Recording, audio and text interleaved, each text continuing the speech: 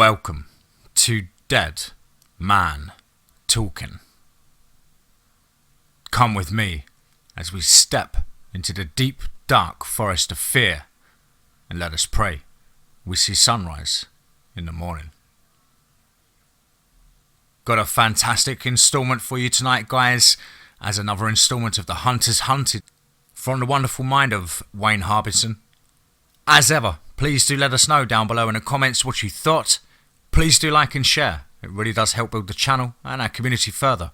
And of course, don't forget the hashtag Team Fear.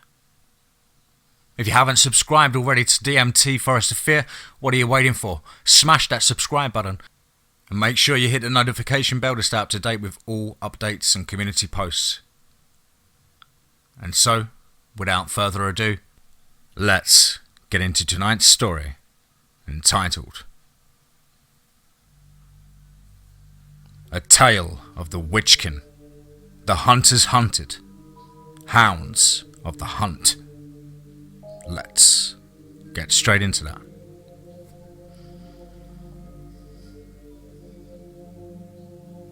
The harvest moon flashed silvery through the trees, giving Tyler Winters a little light to pick his way through the forest north of the city. His gun was unloaded and the breech was exposed as the law required of him an hour after sunset. With the decreased light, the rich golds and yellows of the trees had faded to ash, and the carpet of the leaves on the forest floor had disappeared into a low-rising fog. The going was slow, and the walk back along the creek towards the old country road where he'd parked his dad's pickup was long. He shivered against the drop in temperature despite the warm Gulf autumn. Tyler had been born and raised in the Mobile Bay area, and with the exception of a few trips across the Gulf to New Orleans with his parents, he'd never been that far from home, and he was pretty happy with that idea. He liked the wild beauty of the Gulf Coast. He even liked the hot summers and warm winters. He liked the food. He liked the people. He liked to hunt and fish, and he liked being outdoors, and even enjoyed roughing it when he could go camping with friends from school. In the distance, he heard a long, deep howl that sent a shiver down his spine. At first, he thought it might be a coyote. They were, after all, fairly common in the area, usually going after small game like rabbit and squirrel, sometimes a deer. But this howl was deeper, stronger, and there was a challenge to it that made Tyler's blood run cold. Unconsciously, his hand went to the loaded .45 at his side. Most hunters in the area carried a firearm for defensive purposes, and at 16, it was technically illegal for Tyler to have it, but he felt better to have it and not need it than to need it and not have it. And the game warden in the area tended to look the other way, as long as it was carried in the open, and you didn't make a fool of yourself. Over the past few years in the area, there had been several sightings of both wolves and cougars, sometimes called swamp painters. Picking up his pace, he headed towards his dad's pickup while watching the ground. The forest had grown silent, and a palpable pow had fallen over the woods as the fog began to thicken. Nearby, a low growl came from below a darkened embankment. A warm wind blew down Tyler's neck, and he thought he caught the scent of something dank and musty. Spinning around, he saw a large form charging towards him with an uneasy gait that was as part animal and part human. Tyler felt his bowels threaten to give way as he fumbled with a hammer thong for the .45 on his hip, and he barely got it cleared before the creature was on him. He fired once, bang, point blank into the slavering maw before it bore him to the ground. The rapport of the old Colt was like thunder in his face as his vision was suddenly blanketed by a wall of fur, muscle, and claw. Hitting the ground hard, he pulled the gun up tight against his body, pointed it away from him, and emptied the gun into the mass, pinning him to the ground before he was able to roll free and stagger to his feet. Some part of his mind noted that the huge beast's fur was a golden honey colour and was spattered with blood and brains. Looking down at the gun, still in his hands, he began to tremble and then shake. And suddenly, his stomach rebelled and he fell to his knees, emptying its contents all over the ground nearby as the shadows of madness began to close in around his mind. When the heaves became dry and cottony, he wiped his mouth and staggered to his feet towards the road. Not seeing the beast's head had begun to stitch itself back together of its own volition. He was halfway there, still holding the Colt in one hand, when he was blindsided, and this time he never saw the slow stalk of the giant wolf-like creature when it hit him from behind. His vision exploded into 1,000 lights, and he tasted the hummus of this warm swamp just before powerful jaws closed around the back of his neck, severing his spine.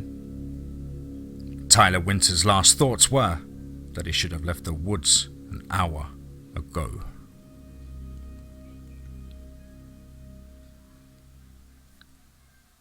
Under the Thursday night lights, Silver Hill Junior High. Ladies and gents, this has been a slugfest like the Bay Area hasn't seen in ages. 10 seconds left in the game, and the score is tied at 30-all between the Silver Hill Silver Panthers and the DeBelleville Timber Wolves. The Panthers have it on their own 40-yard line. Silver Hill has not won this match up in the last 20 years, but they have a chance to put it away now. Remember folks, there is no overtime in regular season play, so this drive either sees a win or a tie for both teams. Coach Harris has his do-or-die squad on the line against a defence that just about doubles their size. The ball is snapped. McKnight steps back into the pocket and looks downfield. Harry and Lee close around Morrison. Morrison breaks the block and darts downfield at full speed. The pocket collapses and McKnight scrambles to the left. He has 2 linebackers closing in on him. He steps into the throw and launches it downfield to Morrison, and as he's hit by 2 massive defenders. Morrison leaps to catch the bullet, and as it hits him between the numbers, he wraps it up in time to be hit by the defender, but it knocks him over the goal line. Touchdown, Panthers! Panthers win! After 20 years, the Panthers win! The announcer's voice made the game sound like it was the national playoffs, and everything was on the line. Lance looked up at the linebacker who had taken him down. Play's over. Either get off me or get me dinner or a movie. He growled, trying to wriggle free of the other boy. Watch your mouth, runt, number 6 told him. For just a moment, the other player's eyes flashed yellow, and Lance felt the vibe that identified another arcane surge through his gut. The smell of sweaty human mixed with wet dog suddenly permeated his senses as the bigger boy leered over him and licked his lips. The fetid odour coming from his breath smelled like a mixture of rotten meat and fecal matter. Reaching up, he grabbed the other player by the back of the pads and yanked hard to the side and down. The guy twisted onto his back and then slammed into the hard turf with so much force that the wind should have been knocked from him. Lance scrambled to his feet and told him, "Play's over, and so is the ball game. You lose." He looked at the scoreboard that showed the new score, 36-30. For just a moment, Lance thought the guy was going to shift right there on the field as he rolled over and arched his back, growling. "What are you?" The other player demanded, in a voice far deeper and gravely than any college player, much less a junior high kid, should have. "In more control of myself than you," Lance growled back and put his will behind it. "And I just want to be left alone." The other player stopped halfway from standing up as Lance's command hit him. He growled suddenly and then launched himself at Lance, clawed hand seeking purchase against Lance's flesh. Jumping to the side, he let the other player hit the turf face first, noting the last name on his jersey with a touch of irony. It read, Wolf. A whistle sounded, and then a flag landed at the other boy's feet. Lance wasn't sure what the rules were about unsportsmanlike conduct after the game. Much to his surprise, Tom, Paul, Peter, and Bobby were suddenly behind him, their arms crossed as if daring the d'Iberville players to start something. 2 players from the d'Iberville leapt in and tried to restrain their teammate, who shuddered and shook them off. He spun on Lance and looked at the 4 other boys behind him, and his eyes flashed amber. Suddenly, the whole field erupted as the entire Silver Hill fan section poured out onto the field. Band, cheerleaders, parents and all, swallowing up both teams and sweeping them apart in celebration. It took the officials 15 minutes to clear the field again, and then they decided on offsetting penalties, which pretty much meant the whole thing was a wash. But what did it tell Lance was that there was far more to the d'Iberville team than met the eye. He wondered if Wolf was the only Therianthrope on their team. After they hit the showers and were getting ready to leave, Coach Harris called Lance over and asked, "Exactly what did Wolf say to you, or do to you?" Lance shook his head and said, "The play was over. I was down, and Tom was in the end zone, and the moron wouldn't get off me, so I tossed him off me." Coach listened to him and said, "I can say that I can't blame you, but try to keep it under wraps next time, huh?" "You wouldn't say that if you smelled his breath," Lance said. "Oh, that bad, huh?" Coach asked with a chuckle. "Ever met someone whose breath smells like a toilet?" Lance asked. Harris nodded and said, "Usually means poor hygiene, or some kind of digestive disorder." "I wouldn't be surprised if it was a combination of both," Lance told him, looking back to where Bobby, Tom, Peter and Paul were waiting. He smiled in the thought of his friends having his back, even though he didn't really need it. "Go on, you five, get out of here. I understand Mrs. Clark has a test for you guys in civics tomorrow." "Yes, sir," Lance said, and turned to join the other four. "Great throw, Lance," Paul told him. "Wouldn't have got there if you guys hadn't covered for me, and Tom, so you couldn't get downfield." "About that," Tom said. "Yeah?" Lance asked. The other boy held up his shirt to reveal a nasty bruise right in the middle of his chest. "Next time Paul or Peter goes downfield, I get more bruises from catching your long passes than I do from being hit by the other team." "I hope that's a problem we all have," Bobby said with a grin. "But I'm not sure we can switch it up. You guys realize that our next 3 games are on the road, but are going to be pushovers." "Don't count your chicks before they hatch, 'cause you work until it's done." Lance quoted one of his favourite songs. Yeah, Bobby countered. "But our chances are good to go to state this year." "Playoffs can be fun," Tom said with a grin, "even with broken ribs." "It didn't hit you that hard," Peter teased him. "It hit me hard enough to knock me over the goal line." "I thought it was their safety," Lance replied. "That was what it looked like before the walking dog pile took me down." Tom shook his head and said, "No, if he'd been able to hold on to me, I would have come down onto the 1-yard line. That spiral knocked me out of his hands and across the goal." Lance smiled and said, "I'll try to take it easier next time."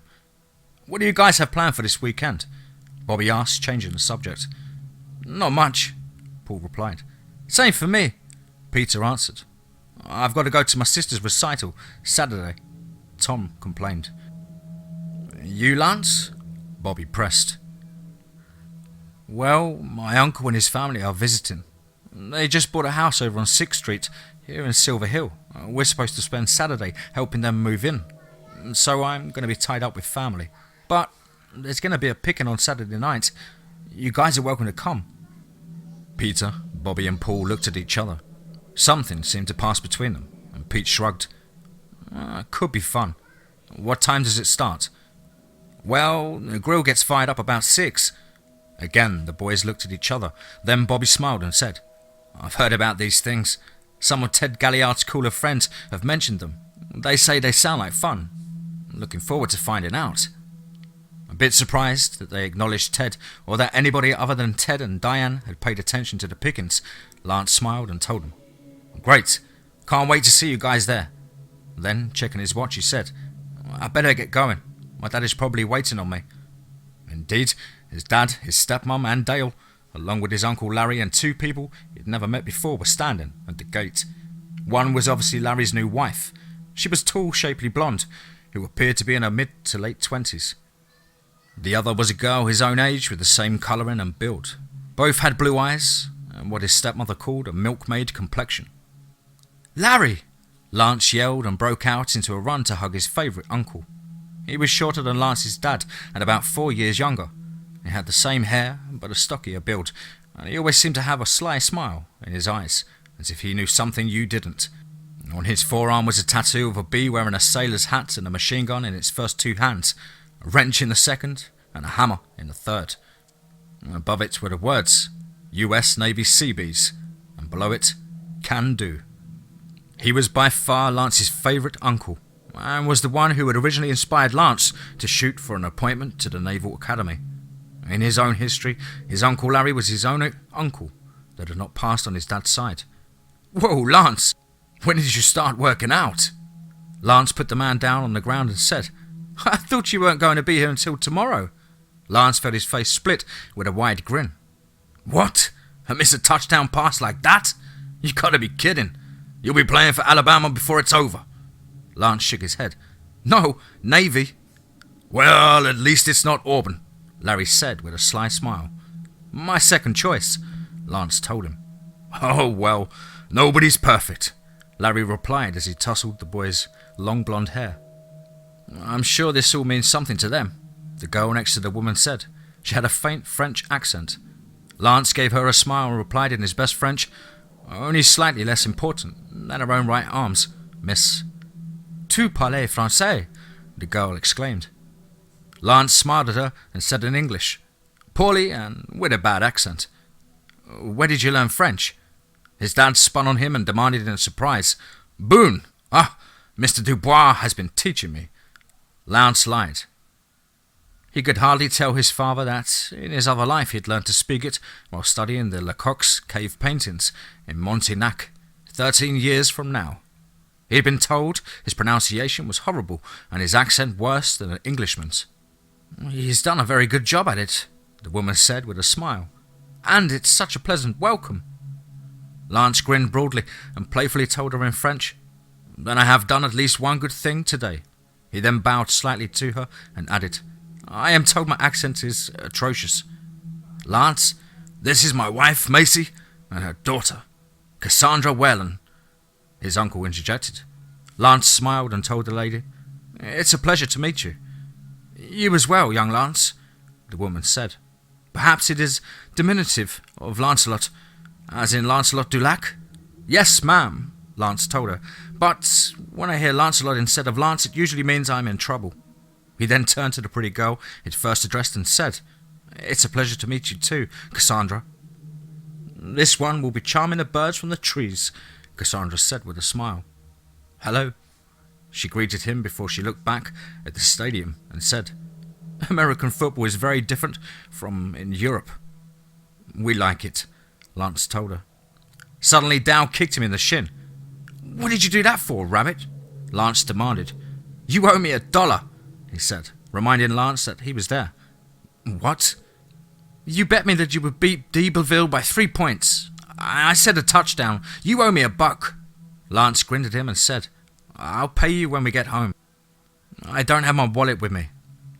Okay, the 11-year-old said, crossing his arms, and I'll pay you back for kicking me. I can't wait.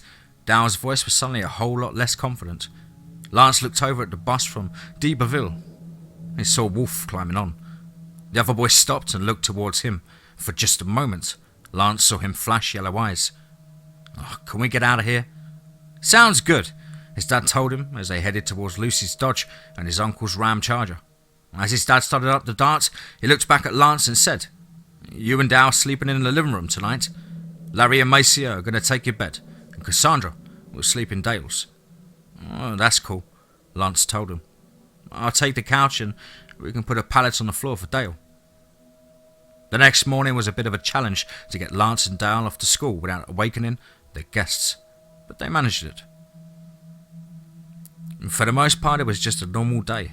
That is, until the last period of sports, when Bobby, Paul, Pete and Tom cornered him in the locker room at the end of the day. As Lance laced up his sneakers, he suddenly found himself surrounded by the rest of Coach Harris's do-or-die squad. He looked up and asked, What's up, guys? We want to talk to you, Bobby said. About? Lance asked, feeling a bit nervous. He let his mind reach out and could find no animosity, only worry and concern. Well, for one thing, those scars on your arm, hip and side, Bobby said. You didn't get those from the guiner.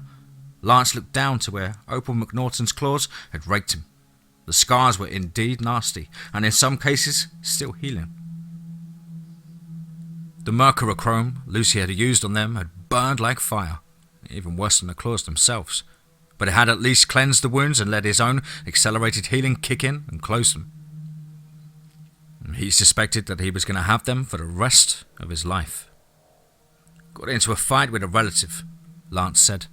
She likes sharp things. Right, Tom said. And that Gwiner was really a bear. Sarcasm dripped from his voice. Lance smiled and said, Really? She was a relative. What kind of relative? Pete demanded. Look, we know there's some weird crap going on here.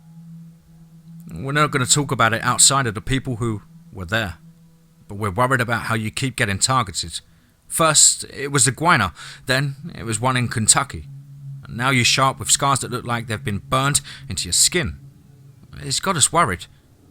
Lance smiled wanly. He was genuinely touched by their concern. I appreciate that, Pete. You don't know how much I appreciate it. But, as you say, weird crap keeps happening to me. I don't know why, but it seems like I'm a magnet for them. Could it have something to do with how strong and hard it is to hurt you? Bobby asked. We're not stupid. We know you can outrun us to get to the site where my dad was killed. We know how fast you can be. And you could see and hear things at night that none of the rest of us could. When that Gwiner hit you, it left deep scratches, but nothing like it did to Donna. Finally, it tossed you into a limb that was 15 feet above the ground, and you bounced off without anything serious at all. Don't worry. We're not going to tell anyone else, Pete quickly interjected. We just want to understand it. Lance just nodded and said, I appreciate that even more, and shrugged and decided that half-truth would be better than the whole thing or a lie. Yes, I'm faster, stronger, more alert and harder to hurt. I'm not exactly sure why, but I have some theories that I don't want to discuss because they scare me. But I think that's the reason that I'm this way, why weird stuff keeps happening. Like that defensive guard who looked like he was about to turn into some kind of werewolf on you, Bobby asked. Yeah, like that guy, Lance said. I think that there is something that bunches people like me up with people like him. He sighed and added, But you guys need to know that I do everything I can to keep them away from my friends and family. Paul just snorted and said, We don't give a damn about that. What we are here to talk about is that we want you to know that we've got your back. Anybody starts something, we're going to be right there in the middle of it. He paused a moment and then asked, Do Diane and Ted know? Shaking his head, Lance replied, No. They know that there was a Gwiner and that I killed it, but they don't know how or any of the other stuff. Ted may suspect, though. As for having my back, I'm thankful for that. But I'd much rather you run if something shows up. It's safer for you. Nuh-uh, Pete said, shaking his head. You got us out of those mountains alive. You did everything you could do to make sure we all survived. What kind of friends would we be if we ran every time something like this happened? Live ones, for starters, Lance said. We'll take our chances, Paul told him firmly. Then, looking up at the clock, he added, We better get out of here before Coach sends someone looking for us. And with that, they all headed out the door, talking about what they could expect on Saturday night.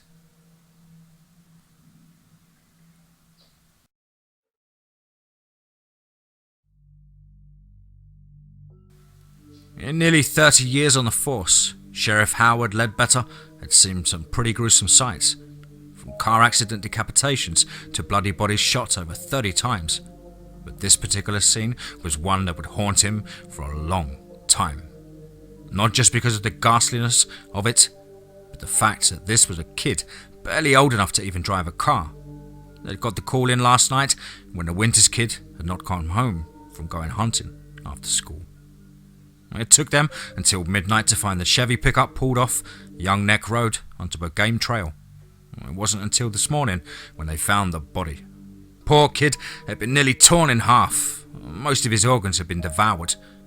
Worse yet, the old .45 handgun he carried had been emptied. Backtracking his trail, they found another site where there was lots of blood and tissue all over the forest floor and a nearby pile of spent .45 casings, along with evidence that someone had been sick. This was not going to go well. Just last year, there had been a middle school guidance counsellor who'd gone missing. Where they found his body, it looked like a swamp painter had been at him. This site looked about the same, except instead of big cat tracks, it looked like wolf tracks, and damn big they were. This was the kind of thing he was going to need to talk to Mary Beaumere about, and that was never a pleasant proposition. Still, it could not be helped. Beaumere was a force to be reckoned with all across Mobile Bay area, and one who answered to no one but herself. He knew that not to inform her would mean being called on the carpet about it by the mayor, so he resigned himself to the notion. Hell, even Sheriff Withers over in Baldwin County answered to her. Looking over at the assistant coroners loading what was left of the body into a van, he said, "Have Martin call me when he can give me a cause of death." The two men turned to him with disbelief in their expressions. He frowned slightly and said, I know.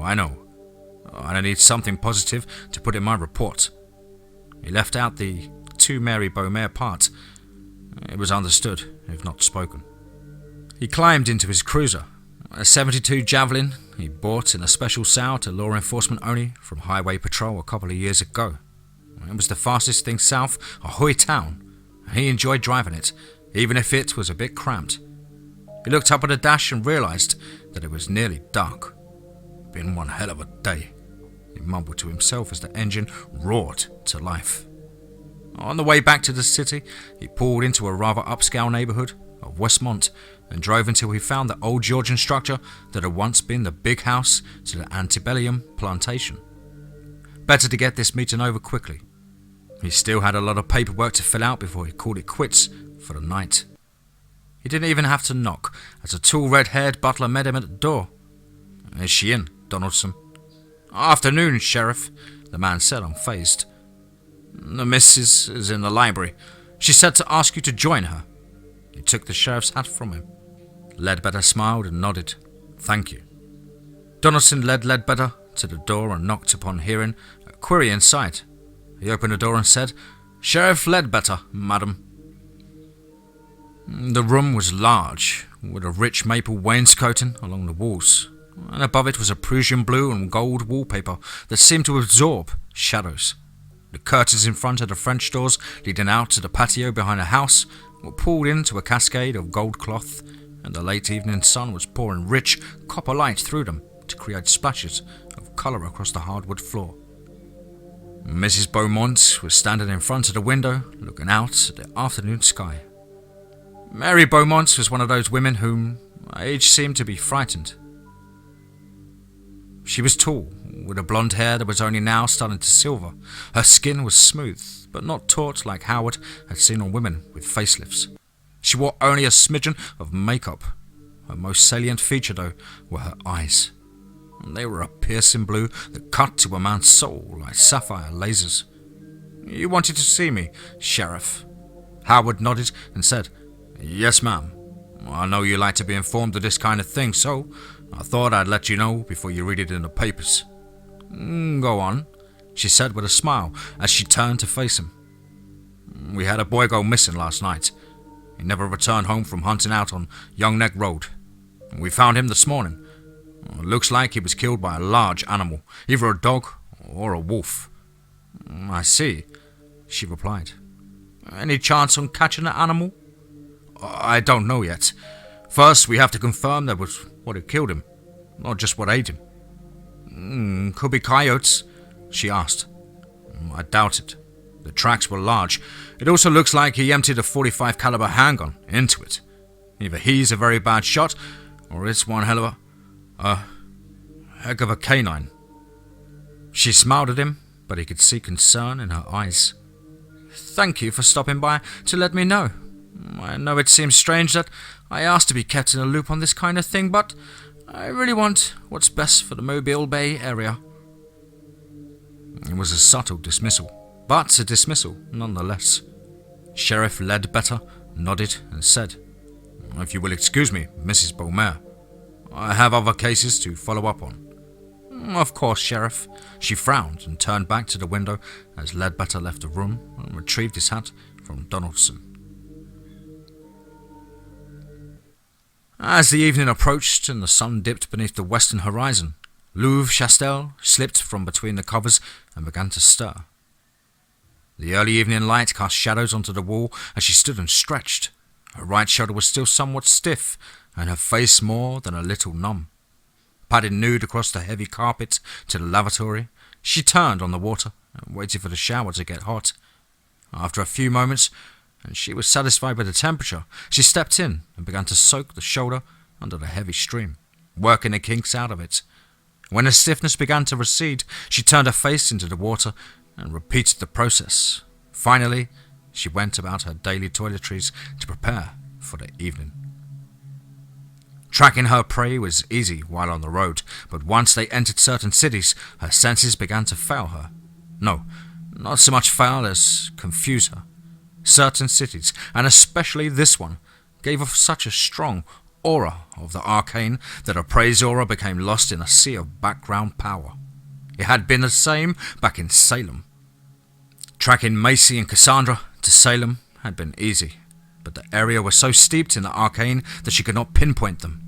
It wasn't until they began to move again that she had left that particular place that she sensed them once again travelling, and this time towards the south.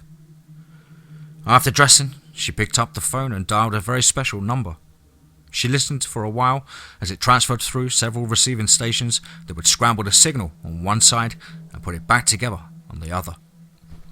It was best if OAI were not informed of her presence here. They'd just send one of their arcane agents to thwart her mission, and then it would get messy, and apologies would have to be made all round. After a single ring, a voice on the other end answered in a Russian accent with the Academy's recognition catchphrase, "Without further ado." "Let's get straight into it," she answered. "Report. I have arrived in the Mobile Bay area. I have tracked my targets this far, but once again, they are lost in the haze of the area's background arcane aura." "Understood," the voice said. "Both targets must be eliminated with extreme prejudice." "Very well," she replied. "Who and where is my local academy contact?" "Professor Carter Bass of Gulf City University, Department of Social Sciences. A meeting will be arranged. The details come later. In the interim, you are to study the city. The Academy has placed a do not approach injunction on the local arcane with ties to the Dubois family. Do not approach, however, does not preclude gathering information for our files. You are to observe one Lancelot Kendall McKnight, age 14, of Bontravel Plantation, and classify as many enhancements he might have to the best of your ability." "Is that age correct?" Louvre asked. 14 is unusually young for an arcane with DNAS, she asked. "It is," her contact told her. "He may need to be eliminated at a future date, but his involvement with the Dubois family is problematic." "I see," she told him. "Certain families could cause more problems for the Academy's research and development programs than even the Office of Arcane Investigations or the Soviet Dragoil Slevostrenoi Brayunu. And the Dubois were at the top of that list, right alongside Westhall." "I am sure you understand the sensitivity of any surveillance's activities," the man on the other end of the phone said. "I understand," she told him. "Is this Bontravel a city?" "No, it is a plantation just south of the Gulf City, opposite the Mobile Bay area. Please include appropriate information on this McKnight subject with a drop." "Understood," the voice said before signing off with the Academy's all-clear phrase. "Be safe." "Not sorry," she answered before hanging up the phone. It would become necessary to begin a grid-like search pattern to find her sister and niece. It was something she'd done in Salem, eventually flushing them out of the city and sending them skittering south. Keeping the bloodline pure was too important to the Academy to allow for her sister's dalliance to pollute one of the most refined lycanthropic bloodlines this side of Sachsencoburg, Gotha. It would be several hours before a contact could be arranged, much less the information drop defined. In the meantime, she could indulge herself in other pursuits. Grabbing her purse, she left the hotel for a private hunt. Cassandra awoke to the sunrise to the east of the strange house on stilts.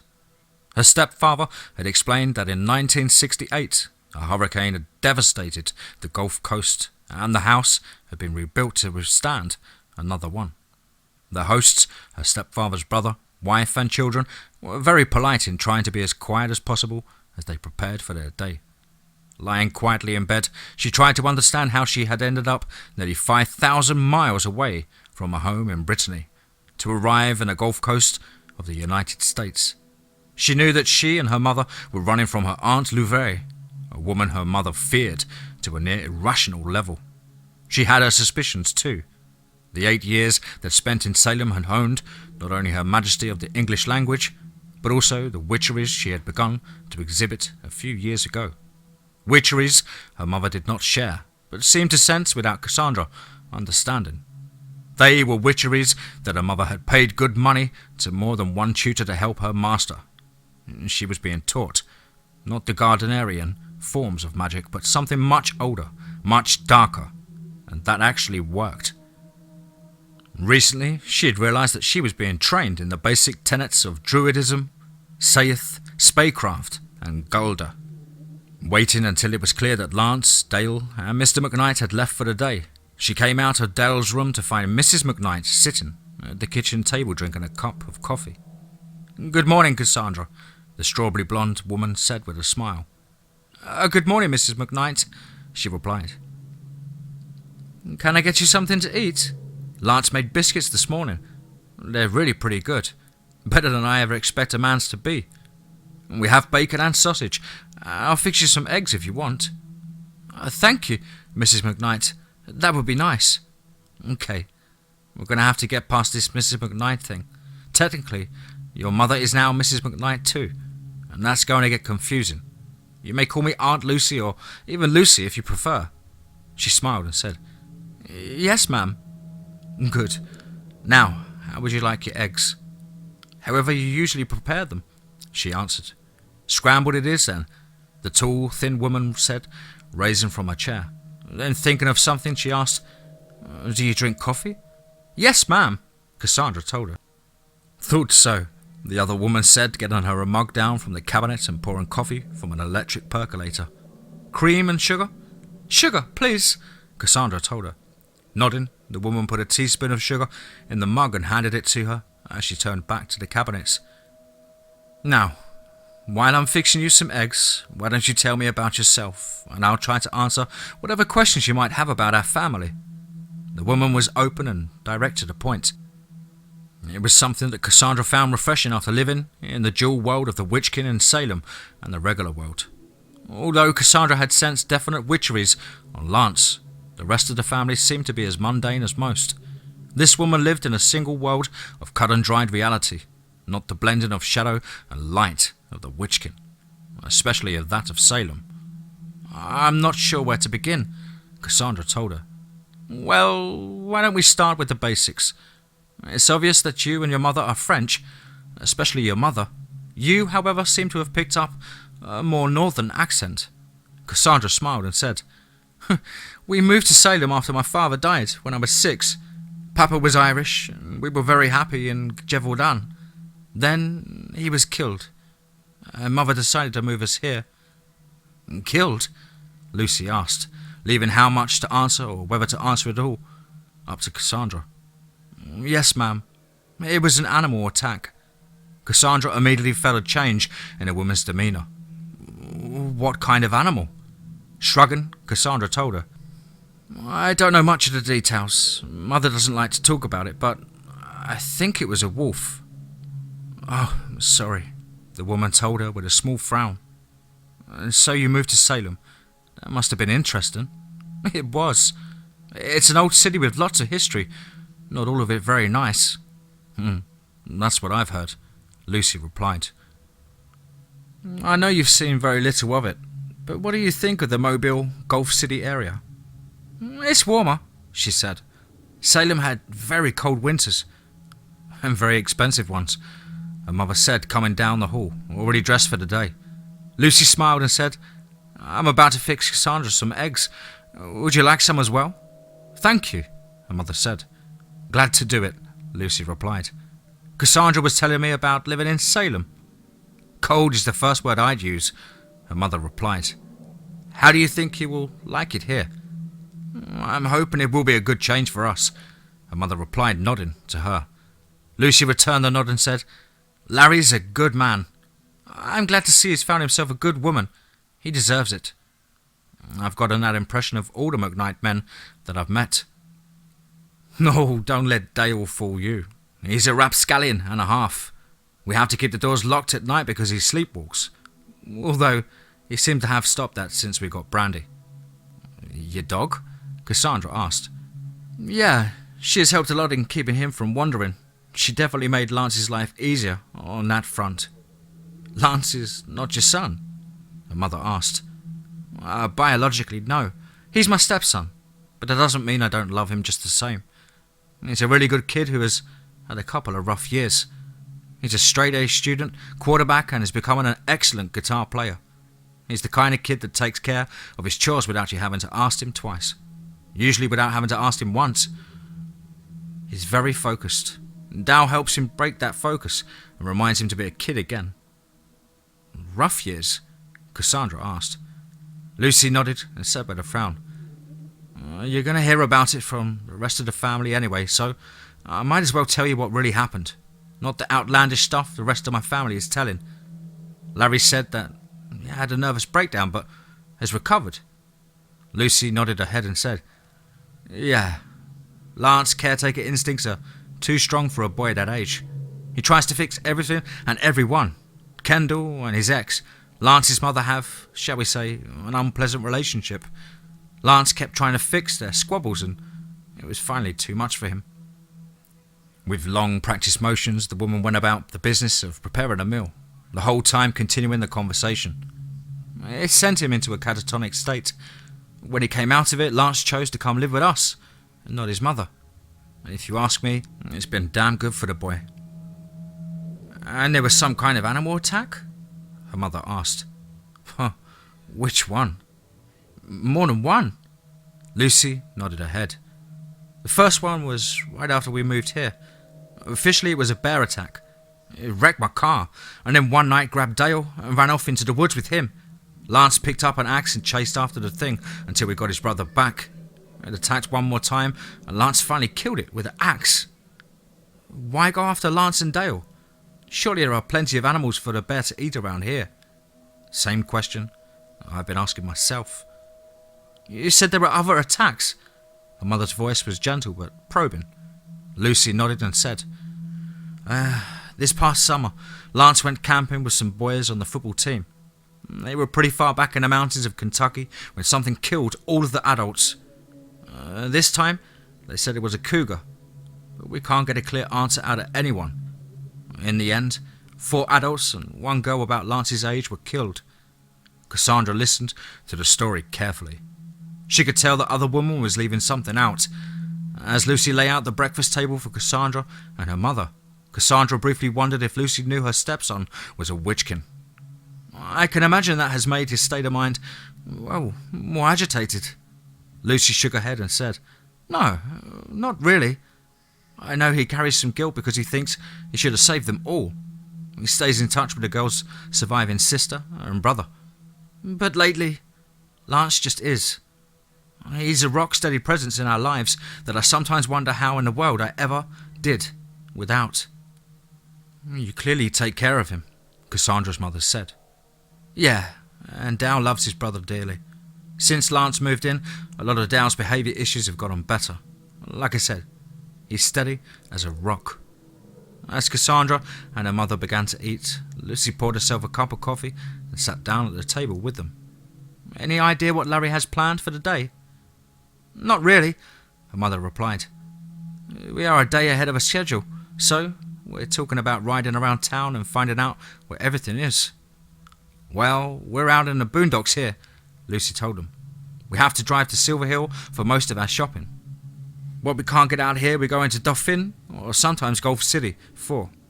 I can show you where the school and stores are. Oh, that would be very kind of you, Cassandra said before her mother could turn down the offer. Cassandra wanted a chance to talk to this woman some more. There was much more going on with Lance and his attacks than she was saying. It definitely explained to her reaction when Cassandra said her father had been killed in an animal attack. After a very good Southern-style breakfast, Cassandra got ready for her day. And it turned out to be a very good day, with her and her mother riding with Lucy, discovering their new city. Meanwhile, her stepdad worked out at their new house, getting it ready for the moving trucks that were scheduled to arrive later this evening. About 1, they drove over there to take her stepdad some lunch and see how things were coming along. Cassandra was surprised to see how much work the man had gotten done in such a short time. As they pulled up into the yard of the grey Queen Anne her mother and her stepfather had purchased, he was on a ladder in front of the house. He stripped to the waist and was sweating profusely while he was replacing the screws and the balustrade at the edge of the deck on the roof of the front porch. Smiling, he climbed down from the ladder and asked, "What time is it?" "Did you forget your watch?" Lucy asked. "I left it at your place. It's too nice to wear out here working." "Well, we brought you some lunch," her mother told him with a smile as she held up a bag from a fast food place called Jack's. "Lucy tells me that it's your favourite place to eat." She shook her head and added, "We're going to have to work on your culinary tastes." Taking a bag, he said, "Honey, I'll eat anything you put in front of me as long as it's not my own cooking." "I'll hold you to that," she told him with a smile. "Please do," he said, putting a cheeseburger from the bag. "You ladies aren't eating?" "We already dined," her mother said. "At some place other than Jack's," Lucy added. Shawnee, you and Dale must keep the whole franchise running as much as you eat there." Larry just shrugged and told them, "It tastes good. It's filling and it's quick." "Excuse me," Cassandra asked Lucy, "but what does a Shawnee mean?" Lucy just chuckled and said, "It's Southern for a swear without using the swear part." She patted her hand and said, "Don't worry, living down here, you're going to find out that Southern English is like nothing you've ever encountered. You may even find a few words of French. After all, Mobile is the original home of Mardi Gras." Cassandra smiled and told her, "Just something to add to my New England vocabulary." "About that?" Lucy asked. "Yes." "Is Lance French any good?" It was her mother's turn to chuckle. "It's not that bad, really. He has a strong Gascon accent that is common in the south of France. It's a bit unusual as it's not normally taught as standard French. It's sort of considered what you'd call a rural or country accent." "Leave it to Lance to figure out how to be country, even in French," Lucy said, laughing. "I'm unsure if you are laughing at him or with him," Cassandra asked. Her stepfather chuckled and said, "Oh, a little bit of both. Mon petit chéri." "I take it back. Your accent is worse," she teased her stepfather, something she was only gradually feeling comfortable doing. "Hey, I picked that one up from the Cajun buddy of mine in the Navy," he protested. "Cajun French is different," her mother told them. Then, with a smile, she turned back to the original subject. "Lance's French is fairly good. Like I said, he has a strong accent both towards English and towards Gascon, with a little Occitan thrown in. But I'm very impressed he was able to say nice things to us in it." "That boy is surprising me every day and twice on a Sunday," Lucy said with a smile. "You never did tell me the time," Larry pointed out. Her mother checked her wristwatch and said, "It's 1:30. He smiled and said, "Then I better get a hurry. The truck should be here in about 2 hours. He looked over at Lucy and asked, "Speaking of Lance, is he going to be available to help me empty the truck?" "I'll bring him over myself." "And we should join them," her mother said. Cassandra just smiled and said, "Of course."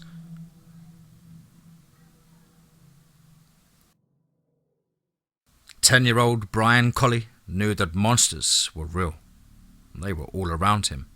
Most of the time, they looked and acted like normal people. And most people couldn't tell the difference.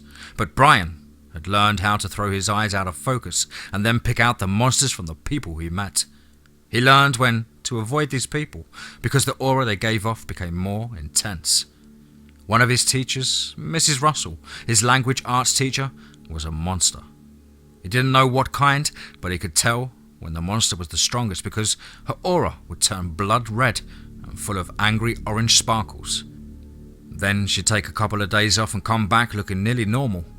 Mr. Farage and his wife, who lived at the edge of the swamp on Tillside Creek, were monsters, but their auras never flared in anger. When their monster was close, it turned a deep carmine blue. He wondered about that, but still felt it best to give them a wide berth when he could. He learned to separate people by the colour of their monster aura. A blue and dark green aura were friendly and nice, if a monster can be such a thing. But light green was venomous. Red was like Mrs. Russell. They got cranky about once a month, but were okay as long as they didn't get angry. They could flash red very quickly, and that usually caused Brian to look around for some place to hide. Red was bad, but black was the worst. It just seemed to suck the life out of anybody around them. He'd seen a few black auras before, and always at night. He'd seen a lot of red at night around his house, where the piney woods met the swamp. Lately, there had been a whole lot more. It was Friday evening, and he was curled up on a nutty old sofa that had seen better days watching Diane Prince use her career as an IADC agent as cover for being Wonder Woman. On the opposite end of the sofa was his little sister, Tara, and their German shepherd, Maximilian, named for the dog on the Bionic Woman. Their mother was currently in the kitchen baking a cake to take to the grandmother's house tomorrow. Their dad had not yet made it home from the fishing boat he'd worked on, which meant that they probably had a good catch and he should have a little extra cash in the pocket. As the program went to commercial, Brian got up to use the toilet when Max's ears suddenly picked straight up and he growled lowly towards the door. He turned at him and asked, "What is it, Max?" The dog got up from its place next to his sister and growled again, laying its ears back and baring its teeth. Brian heard several boards squeak on the front porch, and then a low, animal-like growl. Swallowing hard, he darted barefooted across the faded linoleum floor, scooped up his sister, and made a beeline for the kitchen. Tara nearly leaped into his arms when the front door suddenly exploded inward in a shower of wood and glass. Brian felt something hit him in the back, just below his shoulder blades, as he crossed the threshold into the kitchen. Behind him, Max's growls and barks became the snarls of a fight. Brian didn't want to look back. He poured on the speed to try and get to the Dubois safety of his mother. Hitting a rug in front of the sink that his mother used to absorb water when the kids washed dishes, it suddenly slid out from under him, sending his legs straight out as he stretched out almost horizontally in mid-air. Hitting the floor, he felt a sharp pain in his back, and then his head hit the floor and everything was black.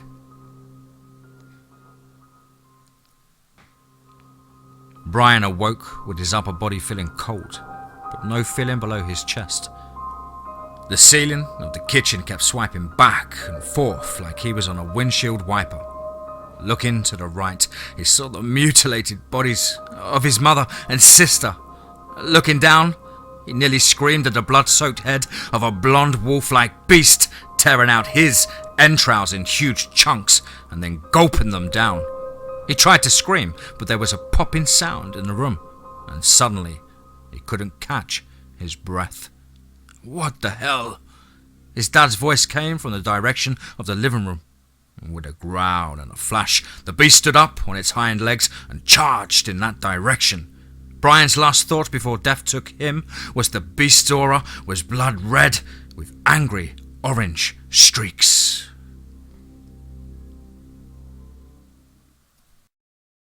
It was nearly 10 in the evening when Lance set the last piece of the furniture from the truck down in Cassandra's bedroom. It was a heavy walnut hutch for the top of a matching dresser.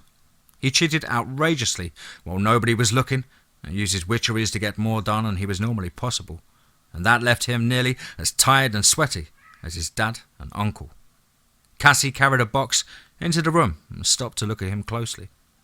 He knew he wasn't exactly hard on the eyes, but right now he was in need of a long hot shower and wanted to get out of his sweat-soaked tank top, but dared not remove it lest someone ask about the scars again. What bothered him was the hungry expression he saw in the girl's eyes as she gave him a long and appraising look. That look searched through his gut, identifying her as another Witchkin. It reminded him of what he'd told his stepmother. He wasn't so much worried about meeting the right girl as he was the wrong one. Everything in his body and mind told him that this girl was definitely the wrong one. He looked over to her and asked without a hint of embarrassment, "Do you need help assembling the bed frame?" Cassie followed his gaze to the matching walnut headboard and footboard and said, "If you don't mind, I'm not very mechanically orientated." He got to the impression that she was more than capable of doing the job herself. "No problem," Lance told her as he looked around the room. "Where do you want it?" "How about right where it is?" "Are you sure?" he asked. "If you decide it doesn't work there, it can be a bear to tear down and move, especially if you have to do it by yourself." "The headboard is right where I want it," she said. Shrugging, he pulled the footboard back to the right length. "Here, hold this in place." When she was in position, he pulled out the side rails and inserted the hooks in the slots. Then he lay out the slats before moving the iron springs into place. After that, he wrestled the mattress onto them and then stood up. "There. You are stronger than you appear," she said with a smile.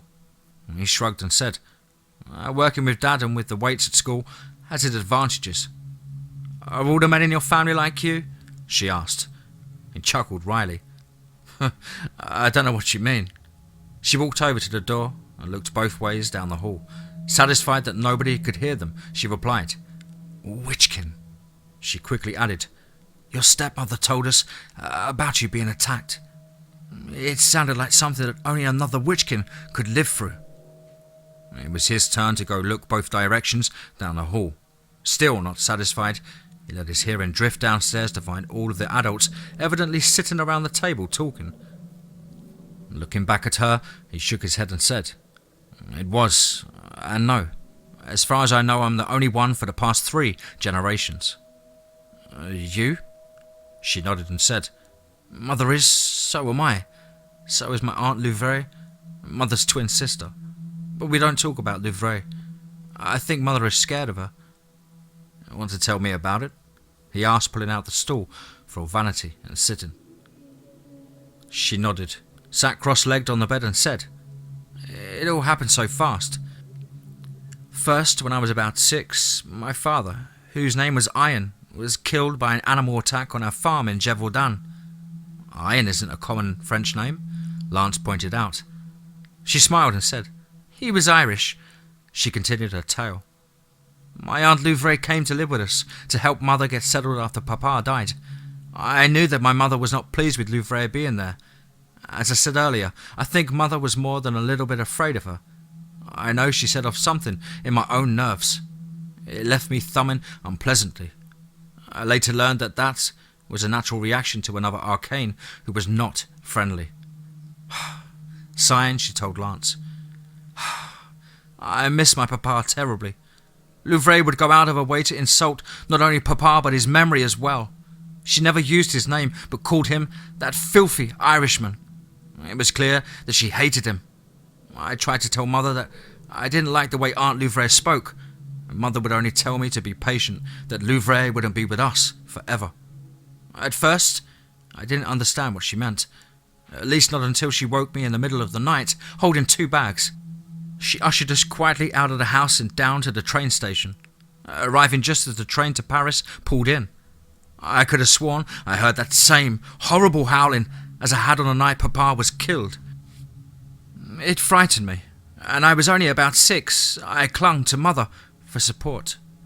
With a tone of wonder, she continued, "Thinking back on the whole trip, I realised now just how closely Mother had timed things. There was no wait at the train station. Again, we cleared customs at the airport so quickly that my memories of the events are hazy at best. I remember us boarding the Concorde for New York City. I remember Mother saying, twice the speed of sound should give us a good head start. It was a strange journey on which I found myself impossibly sleepy. For nearly a week, my mind was in a haze.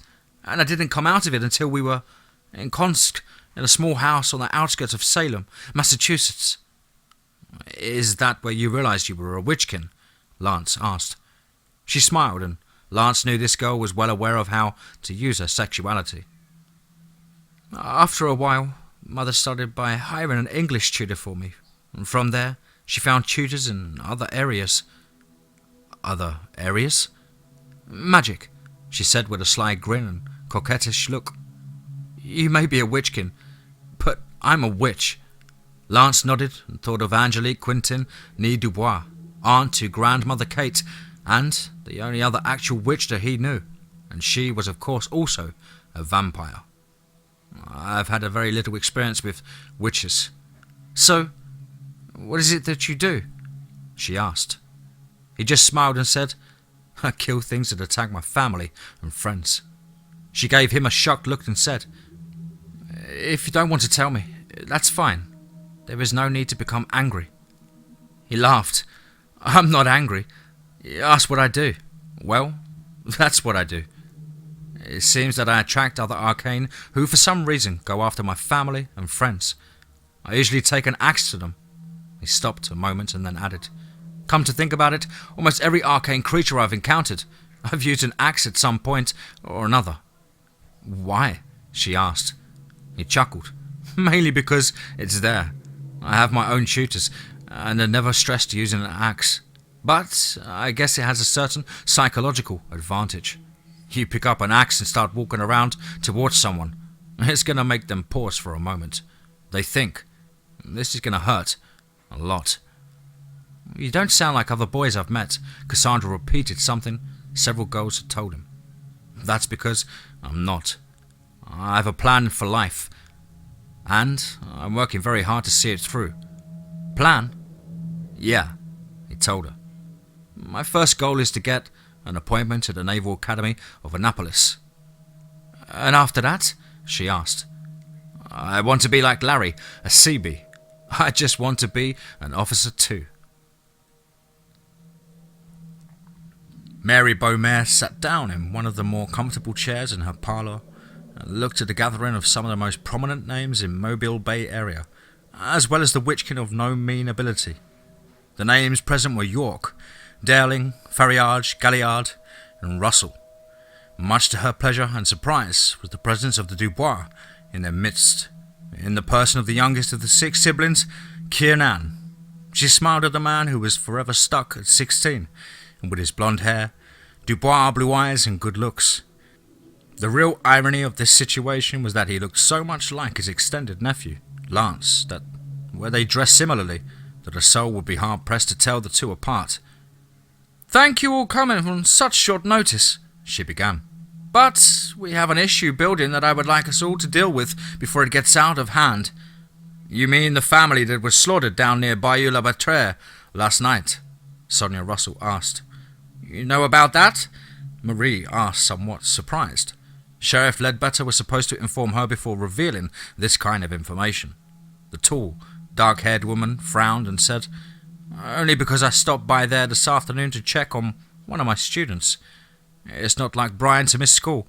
When I got there, I was quietly informed by the deputy on duty that the family had been attacked and slain by some kind of large animal." "That is the second attack in 2 days," Mary told her. "Night before last, there was a young hunter killed just south of Big Creek Lake. Sheriff Ledbetter says that a large dog or wolf." She looked over at Russell and asked, "Sonia, I don't mean to point any fingers, but I just want to make sure that this was not something to do with your pack." "A perfectly reasonable question, Mary," Sonia replied, obviously feeling that the use of her given name gave her some same privilege. "No, nobody in your pack is responsible for this, although I will tell you that the young man I stopped to check on was on the verge of his own Witchkin endowment coming active. That's why I was keeping an eye on him." "Any idea what kind?" Mary asked, troubled by the news. Witchkin endowments were rare enough that finding a sport among the non-Witchkin population was usually the cause of some celebration. "No, not really," Sonia replied, "although I think he was starting to show some sensitivity towards seeing auras." "How do you know?" Jean Galliard asked. Sonia smiled and said, I'm his language arts teacher. Earlier this year he wrote a short story with monsters in it. He nailed the auras perfectly. Any idea what killed them? I mean, besides a large wolf? Vivian Darlin asked, concern evident in her voice. She had 2 children, just a little older than the collie boy. If I may, Kiernan Dubois said. You have some information, Kiernan? Marie asked. The man nodded and replied, Yes, as you know, most of my family has been called away to deal with other problems in Europe at this time. Most of it is tied up with the Soviets, but it was a particular problem that Loop and I were asked to look into. Both of the Chastel heirs have disappeared from France. Loop is continuing his part of search over there, but I'm following a lead that led first to Salem, and now to here in the Bay. Refresh my memory, Victoria York asked. Who are the Chastels? One of the more pure lycanthropic lines in all of the world. They trace their line back to the beast of Gévaudan. I thought Chastel was the man who killed the beast, Mary interjected. He was, Kiernan replied. But the beast he killed was his own brother, who had been driven insane by a witch. It was a mercy killing, and nearly shattered the family. The Chastels have always been careful of protecting the purity of their bloodlines, only taking mates from packs who could trace their lineage back to medieval European nobility. But one of their heirs took a common Irish farmer and drew it as a husband. I bet that went over well. The sarcasm in Victoria's voice was clear. Like a skunk at a picnic, Kiernan told her. We believe that one of the heirs killed her brother-in-law and is now chasing her sister and daughter down to finish cleansing the bloodline. They take their bloodlines that seriously? Victoria asked. You have no idea, Sonia said. And from her tone, it was clear that she had had some run-ins with the other shifters over the idea of keeping the bloodlines clean. Mary knew that problem with that idea was that it tended to breed in unwanted traits as well. Those so-called pure bloodlines produce quite a few insanities and even more physical birth defects. Could these attacks be from one of the Chastels? They could, Kiernan replied. It's even probable. Well, it was rather rude of them to come to our city unannounced and bring their conflict with them, Patrick Ferriage commented for the first time. I don't think they care, Patrick, Marie told the Seafolk leader with some surprise that he had even spoke up. The Seafolk were not known for inserting themselves into other people's conflicts. And what is your plan for dealing with these werewolves? Marie asked Kiernan. The one who is killing people, I'm likely to fill so full of silver that next full moon her body will catch fire. And what if they are all killing people? Jean asked. I'll deal with them on a case-by-case basis, but these attacks on the population cannot be allowed to continue. They will expose us all, the blonde replied, his eyes shifting from sky to ice blue.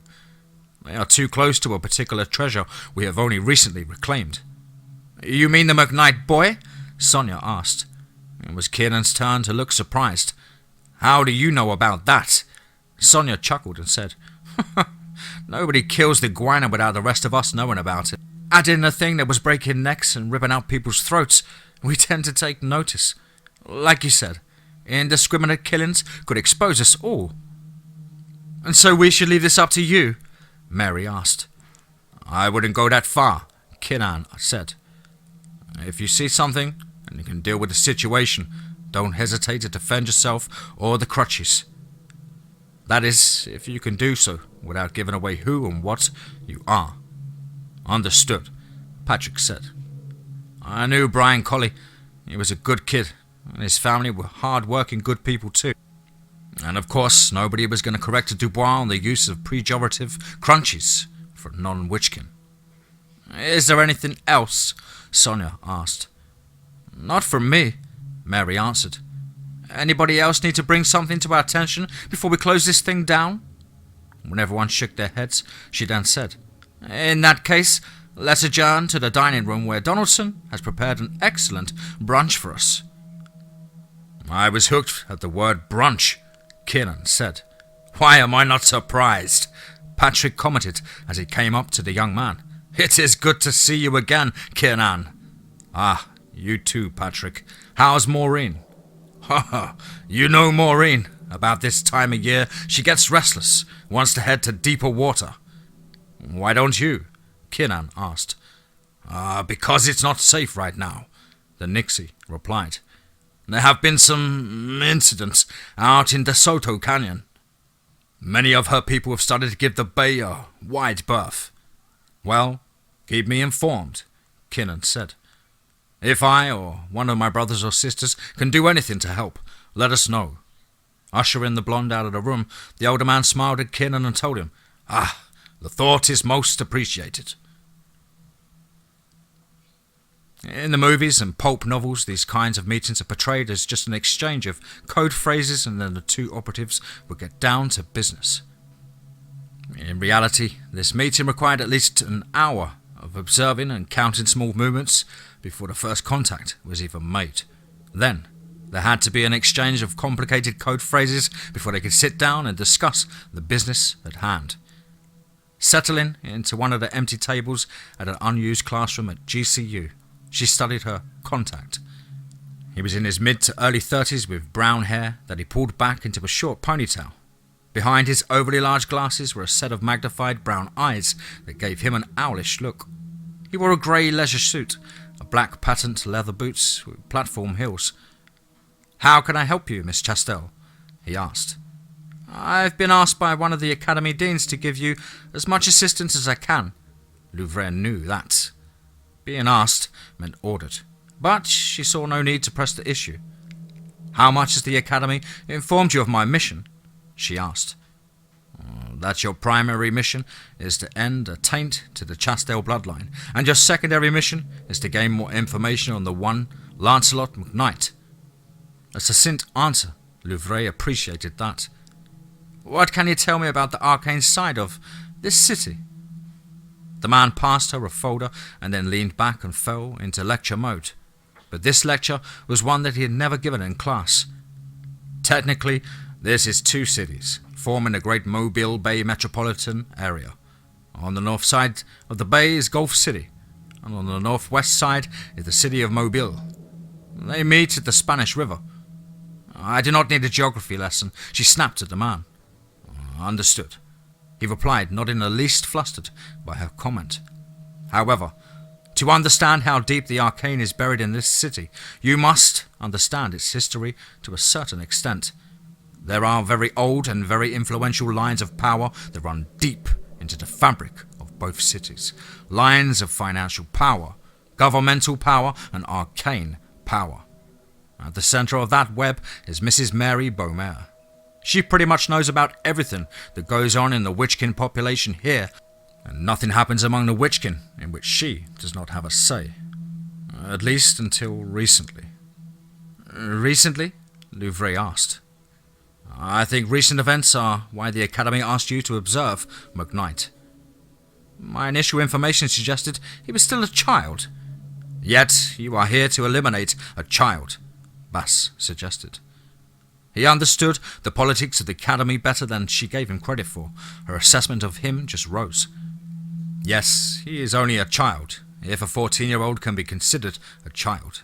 But he's powerful enough to defeat two Dogman, one of which was fate-bound to his family, and then a vampiric entity created by Lord Westall. Louvre gave the man a surprised look. He has fought one of Westall's creations? And managed to live? Yes, he told her. Any idea of what endowments he may possess? She asked. We're unsure. All we know is that he uses an axe to remove the head of anything that he kills. An axe? She asked, somewhat surprised. Could the axe itself be an arcane object? He shook his head and said, We don't think so. We don't have enough information to make a determination, but we believe the axe he used on the first and last arcane creature was different from the one he used in Kentucky. Kentucky? Nodding, Bass replied. The second incident involved him and several other children caught up in an academy hunt in Kentucky. We lost 2 hunt masters and both specimens. Nodding, Louvre asked, And this Mary Beaumere did not approve of the contact? From what we can tell, the events caught her completely unaware. Now she's watching the city rather carefully. She doesn't like surprises. Well, I've left her a few more, Louvre said. Do you have any information that might be useful in finding Macy or Cassandra? The man shook his head and said, No, not at this time. We're talking about a metropolitan area over 1 million people that covers 3 states. Seeming to notice that Louvre was about to protest, he held up a hand and added, But I've got some people working on it right now. They're going through new applicants for utilities. I don't understand, she told him. If she's new to the area, it will be necessary for her to have the utilities turned on. Now, I don't expect her to use her real name, but I have some people who are very good at noticing patterns and who have surprising success rates from hunches. We are also looking at the schools for transfers of students from Salem. Louvre's estimation of the man's competence was again raised. He was looking at details she had not considered. Thank you for that, she told him.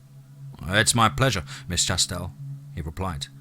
She smiled back at him and then looking at the folder, she opened it to find a map with the important sites marked with colour-coded symbols, including the location of Bon Travail.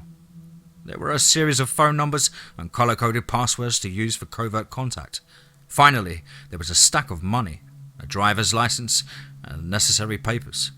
She looked up at Bass and asked, No information or weapon caches?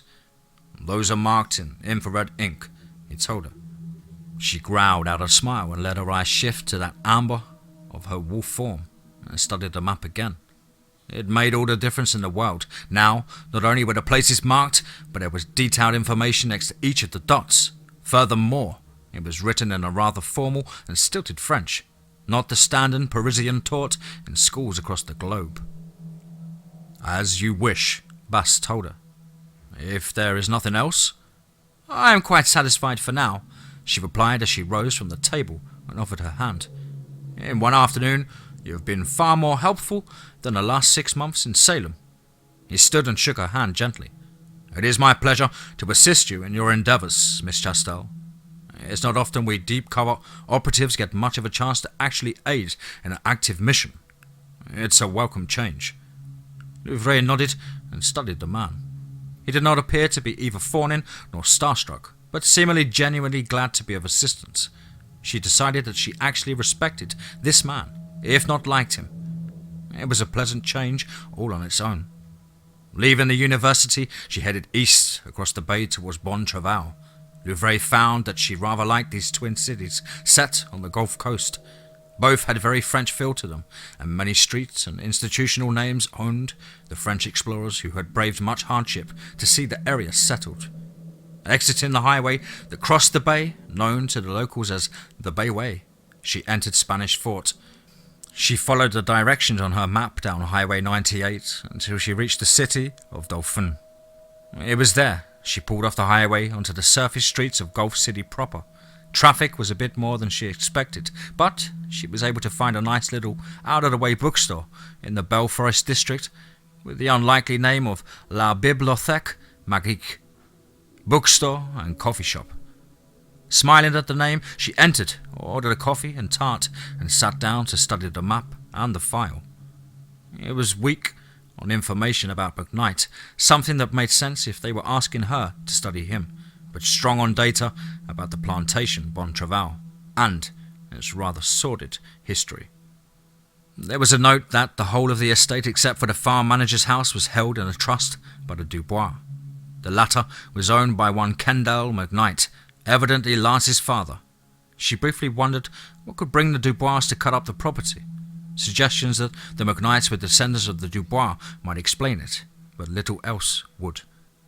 The map of the estate was actually a photograph taken from either an aircraft or a very good satellite. The main house as well as the manager's house were both labelled along with the rice and cotton fields. She noted that there were small copse of trees, perhaps 100 metres wide, that ran along the banks of the Perdido River. The copse of trees would be a good place for her to employ her therianthropic senses to study the McKnights.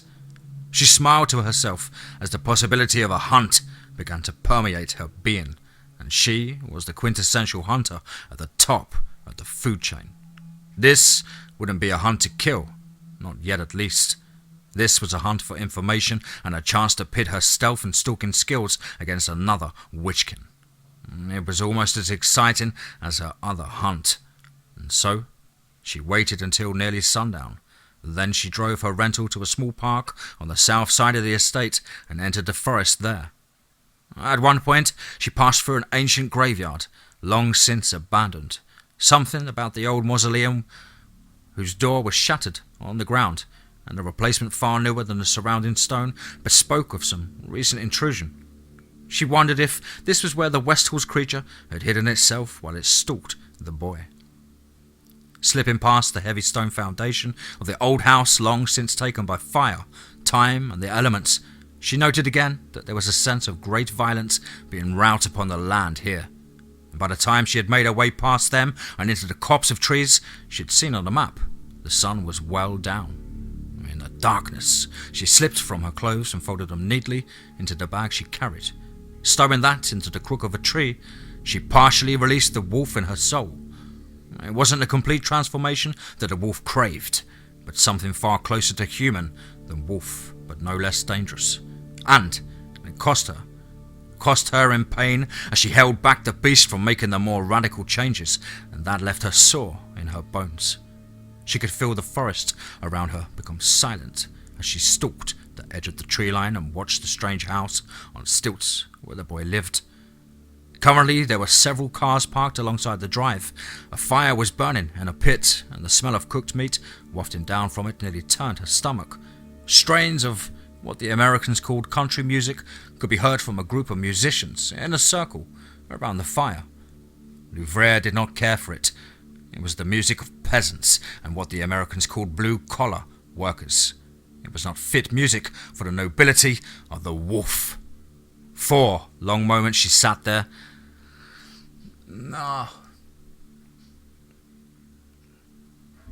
For long moments she sat there and watched the people move around the yard, with several going up into the house to bring out food, drink, and musical instruments. As the east wind continued to carry the smells from the gathering, she found herself nearly overwhelmed by a surprised rage when two scents hit her like a bull. Macy and her misbegotten brat were here. The wolf inside her became stronger. Much like her, it had been too long denied its prey, and now it would feast on her heart's blood. Tonight, her long quest would finally be over. The brat and her sister would be dead, and the stain on the Chastel bloodline would be erased. A low growl erupted from her throat as in the distance she saw Macy in a protective embrace of another man. Her sister had now gone entirely too far. The shame could only be wiped away with blood, the blood of her sister, of her niece, and that of Macy's new paramour, and of anyone who tried to interfere. She began to stalk back and forth, slipping in and out of the fields which had already been burnt as part of the post-harvesting process. There was no way she could approach the gathering without being spotted by at least Macy, if not the brat and McKnight. Finally, she gave in to the wolf and let it take its shift to full wolf form. As usual, the pain was horrific as her bones snapped and reformed into a new shape. Her skin split from her body and was absorbed by the emerging fur and muzzle. This would attract far less attention until she could get closer. She and the wolf agreed on that. "Ghost riders in the sky! Ghost riders in the sky!" Lance then picked out a few last chords of the song and looked around to the other pickers and smiled wanly. "Damn it, boy, where the hell did you hear that?" his dad asked. I don't think I've heard that song since you were born." Lance shrugged and said, "I think I got it off one of your Marty Robbins albums." "And you figured how to pick it out just by listening to the record?" "It took me a while, but like you always say, music is just ABC, 1, 2, 3, he told his dad. "You know, I wish somebody like Johnny Cash would do it someday." His dad stopped to think about what he'd said, and finally replied with a big smile. "That would be good." Lance looked over at his friend standing next to Cassie, listened to the picking circle. The only one not surprised was Ted Galliard, who was in a circle with him. The two had been working on the song for about 2 weeks now, and they thought this would be a good time to perform it. Lance had no idea how prophetic that decision was. "If you guys will excuse me." He stood and leaned his second-hand guitar against the insides of the trailer behind them as he headed over to where Bobby, Paul and Pete were standing next to Cassie. Lance got the feeling that his new cousin had already won over a couple of hearts, or at least hormones. "That was awesome. Didn't know you could play like that," Bobby said. Lance smiled at him and said, "Remind me to play for you the Battle of Bull Run someday, Bobby." "Not really my kind of music, but I have to admit that you guys are pretty good," Paul told them. Lance shrugged and said, "Ted and I have tossed around the idea of starting a band, but the only place our musical interests meet is southern rock, and we need more than just 2 guitars." He blushed and added, "Neither of us have much of a voice. We can stay on key and all, but it's nowhere near what you call smooth." "You seem to be doing fine tonight," Cassandra said with a smile. Lance shrugged and said, "Only because we've been practicing that song for 2 weeks." Then looking around, he asked, "Did you guys get some burgers or dogs?" "Man, your family really puts on a spread. You do this all the time?" Paul asked. "About every other weekend," Lance said. "I spend the other off weekends with my mum over in Tillman's Corner." "Sucks when your parents split up," Pete said. "Yeah," Lance told him. "I had to learn that the hard way. That it wasn't my fault or my job to fix. Those caretaker instincts your stepmom warned you about?" Pete asked. Lance nodded and looked around at the gathering, beneath the swarms of insects surrounding the floodlights and the bats diving to eat them. There were at least 10 adults and their children. They were either in small circles talking and eating, or listening to the music. There were groups of kids chasing lightning bugs at one edge of the house, and his stepmom, Uncle Larry, and Macy were sitting on the deck drinking, smoking, and talking about the Bay Area. Outside of his friends, everyone here were all family. His dad and Ted had just started trading chords on Freebird again. Suddenly, a familiar urge and surge went through his gut. He watched as Cassandra sniffed next to Paul. From above them, he heard Macy call out, "Cassandra?" "Down here, Mum," Cassandra answered. She looked over at Lance, obviously wanting to ask him something. "I felt it too," he answered the unspoken question. "What?" Bobby asked. "Do me a favour, guys. Go get the kids to come back into the light. I want to check something out." "What?" Bobby demanded, worried. "I'm not sure. I've just suddenly got a bad feeling." He paused and added, "Like when we were in Kentucky." His 3 friends suddenly became all business. "Where?" Pete demanded. "Towards the river," he told them. "Figures. Everything seems to come from the east around here." "We'll get the kids," Pete said. "What are you going to do?" "I'm going to have a look. The floodlights and the fire are making it hard to see from here." "Why don't you and your friends come up here?" Macy called. "We're going to collect the younger ones first," Cassandra replied. "Good idea," her mum answered as Lance turned toward the tree line to see what was to be seen. Reaching into the edge of the darkness, he stepped into it and the idea came to him. He didn't want anything out there to know he may or may not suspect something, so when he was several yards from the light, he unzipped and proceeded to relieve himself on the ground. As he had done the night he'd fought Opal, he'd once again shifted his eyes, increasing the number of rods in them, and reshaping his tapetum and cornea so that most of the colour washed out of the world. It did, however, allow him to see quite well as he scanned the tree line. In the distance, he saw a huge dog or wolf moving quietly towards the north side of the house. He felt that surge in his gut again and realised the wolf had spotted him. Willing himself not to act startled, he pretended he saw nothing as he zipped up and turned back to the house. If this was what he thought it was, keeping what he was about to happen a secret was going to be nigh impossible. Making a beeline towards the picking circle, he tapped his dad on the shoulder. When his father turned back to see what he wanted, Lance leaned in and said, "We need to get everyone inside, or at least on the deck." "What?" his dad asked, somewhat confused. "There's something out there, and it's heading this way." What Lance was trying to tell him finally sank in to his father's mind. He nodded and said, "This fire's getting a bit warm. Why don't we move up onto the deck?" "It is kind of warm out here," Lance said as he projected his will into the thought. Suddenly, the pickers started to sweat and pull at their collars, the command draped over them. "Good idea, Ken," his Aunt Bonnie said, picking up the songbook in one hand and the back of a lawn chair in the other. Suddenly, another surge of otherworldly tension shot through the gathering, and they picked up their instruments, chairs and beers, and headed towards the deck. Ted looked at Lance somewhat confused. "Would you take my guitar up there for me, Ted?" Lance asked. The other boy nodded and asked, "What's going on?" Lance shook his head and asked, "You got your camera?" Ted shook his head and said, "No." "Good," Lance told him. "Just go with my dad and the others. Do me a favour. If something funny starts happening, don't let anybody interfere." "You're starting to scare me, Lance," Ted said. "Good," he replied. "I want you to be scared. Scared enough that you don't do something that's going to get you hurt." "The gwine is back, isn't it?" Ted demanded.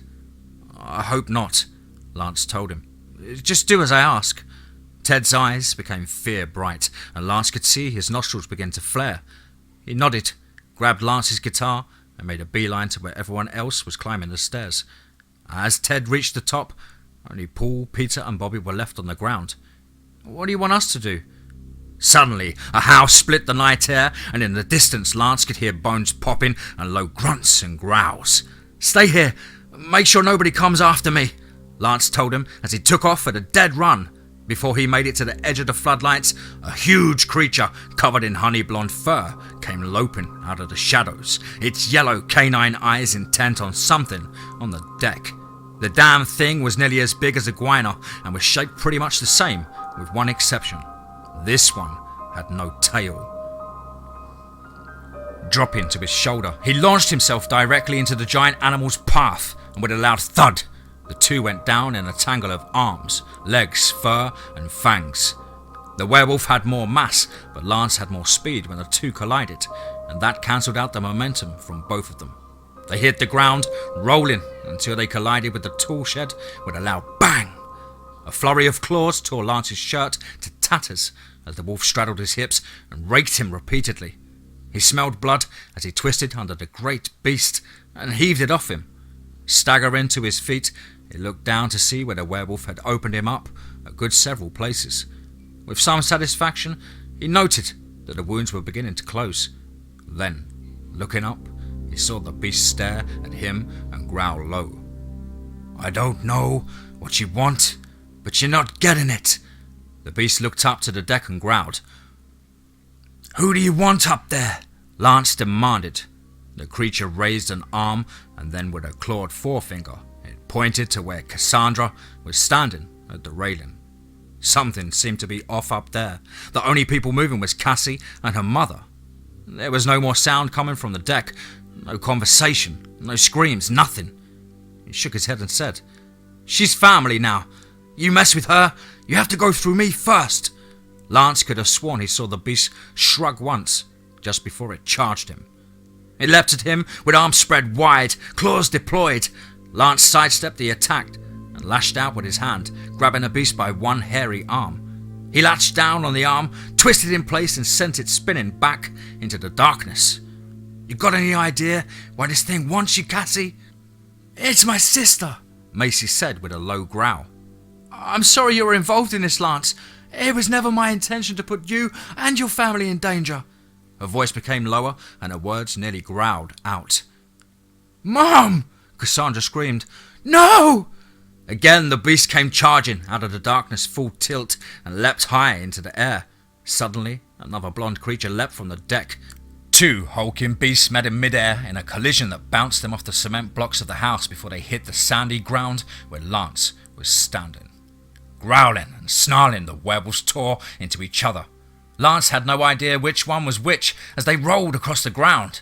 Separating at the edge of the light, they began to circle each other, growling and snarling in defiance. "I can't tell them apart." Lance looked up to his new cousin. What he saw on the deck made his blood run cold. Everyone on the deck seemed to be in some kind of trance, struck dumb mid-sentence. Only Peter, Paul and Bobby were moving. Lance noted that Paul had retrieved the axe from the fire pit. Nodding to Lance, the other boy tossed him the axe and said, "Thought you might need this." "What's going on?" Bobby demanded. Lance shook his head and said, "I have no idea. That thing wants to hurt Cassie. The other, it's her mother." "You have weird relatives. You know that, Lance," Paul teased. "I'm starting to realize that," Lance told him. "But I have no idea what happened to everyone." I happened to them. Cassandra said from the stairs as Brandy came bounding out of the house, growling for some reason. The pity seemed to be immune to whatever had frozen everyone else. "My aunt has been hunting us down for years. Now it's time we turn the table." Lance didn't like the tone of Cassandra's voice. "Louvre, you want to hunt? I'll give you a hunt," she said angrily. Then she started chanting in what sounded to Lance like Gaelic, but he couldn't be sure. There was definitely a lot of aspirated vowels in it. "Cassandra, what are you doing?" Lance asked, suddenly worried as the wind started to raise around them, whipping leaves, embers, and her hair in some kind of twisting vortex. Lance's blood ran cold when he heard the name Senonus invoked. This was not going to end well. A sharp pain suddenly shot throughout his body as he felt himself growing and expanding. Blinding pain split his skull as blood began to roll down his eyes. He felt something inside him awaken as his head became heavy. Next to him, Brandy was suddenly growing, becoming massive and black. Her eyes turned fiery green and flames of the same colour began to snort from her nose. She looked back at Lance and nodded as if she knew something he did not. Then, to his horror, Paul, Peter, and Bobby began to scream in pain as they too shifted. Their bones began to snap and pop as they broke and reformed into new configurations. He watched them become a huge black version of the two beasts that were fighting in the field, their eyes glowing the same eerie green as Brandy's. And behind him, Cassandra's chanting ended, and then, in a voice that dipped in anger and hatred, she said, "Now, my wild hunt, run her to the ground!" Suddenly, Lance was no longer in control of himself. A new force had entered his mind. An alien power like he'd never experienced before shot through his body, and he rose into the air, holding an axe in his hand high above his head. He raised the horn to his lips that appeared in his other hand. The call of the hunter's horn echoed off the bay, and the hounds in front of him surged forward. Looking over to where the two werewolves were engaged, he saw the hounds tear them away from each other, and suddenly one of them looked up in fear and broke into a run as three human-shaped and one dog-shaped hounds tore off after it. Lance felt himself pulled along with the hunt as if he were on a sled or chariot pulled by the hounds. The werewolf turned north and tried to lose them in the concrete canyons that made up Gulf City.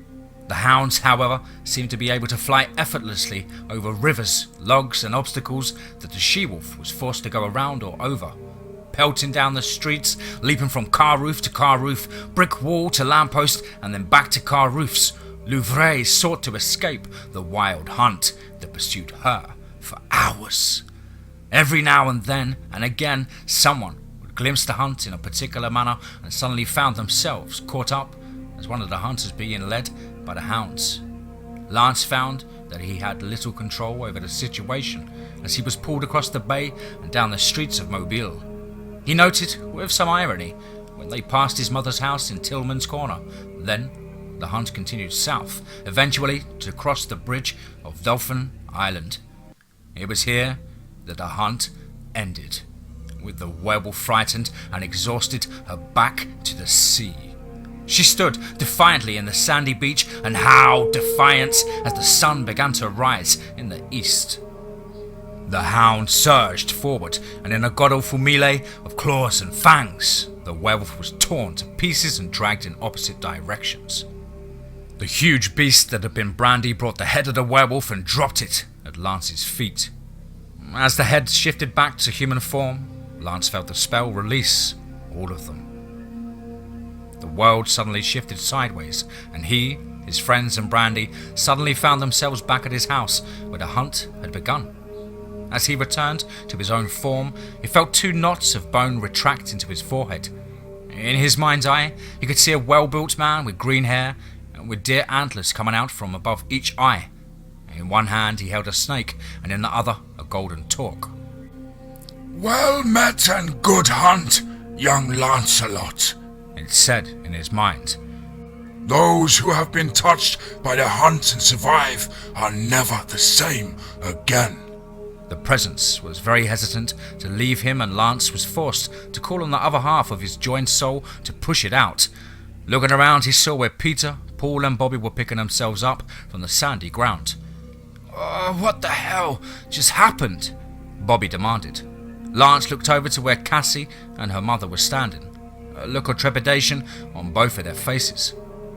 Is everyone all right? Cassie asked. I'm with Bobby. What the hell just happened? Peter added. We were caught up in a wild hunt, Lance told them, although it's the wrong time of year for it. Then, turning to Cassie, he said in a voice that dripped ice, Don't ever do that again. I'm sorry, Cassandra said, chewing on one fingernail, suddenly looking small and vulnerable. Lance chuckled. This girl really did understand how to use her sexuality. He was unsure if it was conscious or not, but she used it well. Just don't ever do something like that again. I thought that thing was going to take up permanent residence. What thing? Peter asked. The master of the hunt. It seemed to like being inside me. It didn't want to leave. I'm sorry, Cassie said again, really pouring on the shrinking violet act. And stop that, Lance told her. You aren't helpless, and after tonight, I say you don't need to be protected. Dropping the act, she looked over at her mother and said, This one really is brighter than most. Shh, Cassandra, Macy said. You're giving away the secrets. What about everyone up there? Bobby asked. They are just now realizing that they've spent a very pleasant evening talking and listening to music, Cassie told them. I'm not sure about giving away Lance's secrets. That much is appreciated, Lance told her. Was it really all that bad? Cassie asked. Yes, 4 boys answered vehemently and in unison.